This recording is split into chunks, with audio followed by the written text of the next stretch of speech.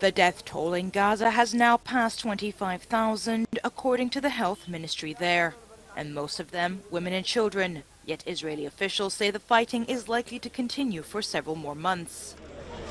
Furthermore, almost 63,000 Gazans have been injured. However, none of the 36 hospitals are fully functional. On Sunday, the Israeli army released a video of a tunnel in Khan Yunis, where they believe around 20 hostages had previously been held. Israel's government is facing increasing pressure from the public to end the war and bring home the rest of the hostages, but Hamas has said it won't release any more until there's a ceasefire. Meanwhile, Israel continues to attack, including areas in the south where it told civilians to seek refuge. But many Palestinians have ignored evacuation orders, saying nowhere feels safe. An Israeli drone strike on a car near the southern Lebanese city of Tyre. It killed 2 Hezbollah members in the vehicle and 2 people who were nearby, according to Lebanon's state news agency. And as violence continues, so do calls for a ceasefire. I will not relent in my call for an immediate humanitarian ceasefire and the immediate and unconditional release of all hostages. And we must do all we can to prevent spillover of this conflict across the region, in the West Bank, across the blue line between Israel and Lebanon, and in Syria, Iraq and the Red Sea.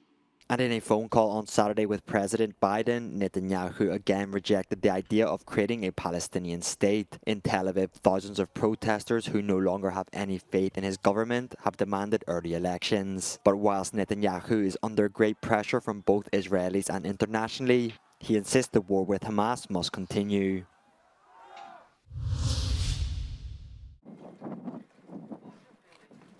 Russian kamikaze drones have been repeatedly fired at Nikopol, a city in eastern Ukraine, from the other side of the Dnipro River, some targeting power lines. Meanwhile, on Sunday, the mayor of the eastern city of Donetsk, which is occupied by Russia, said Ukraine had shelled a market, killing at least 18 people. The Russian strikes on the power infrastructure this winter have not been as harmful as last year. And on Saturday, Ukraine's energy minister said the power grid system has all the resources it needs to see out the winter. Meanwhile, in Kiev, groups of residents have received training on how to defend themselves by the municipal guard.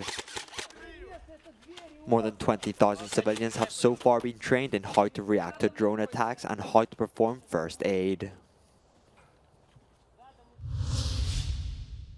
Farmers and truckers have disrupted traffic on roads near Bucharest and other cities in Romania for over a week now, demanding lower taxes and compensation for losses caused by imports from neighbouring Ukraine. And since talks with the government have so far failed, they say their protest convoys aren't going anywhere. Meanwhile, in Berlin on Saturday, farmers joined eco-activists saying they fully support environmentally, non-genetically modified farming, but that they do need agricultural reforms and fair prices to achieve that. And in southern France, mass protests over the past few days have forced the government to address farmers' issues. As workers set up camp and blocked motorways, they claim that the authorities' eco-transition policies make national producers uncompetitive.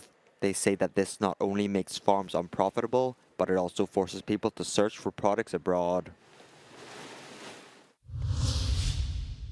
Italian Prime Minister Giorgia Meloni has visited Turkey on her first international trip since Italy took the G7 presidency. Talks with the Turkish President Recep Tayyip Erdogan took place behind closed doors and without press. According to Italian media, Meloni has regained the support of Erdogan on limiting the migration flow from Libya. According to the news agency ANSA, Meloni, quote, thanked Erdogan for his mediation efforts in the war in Ukraine, but the two leaders, quote, disagreed on the conflict in Gaza.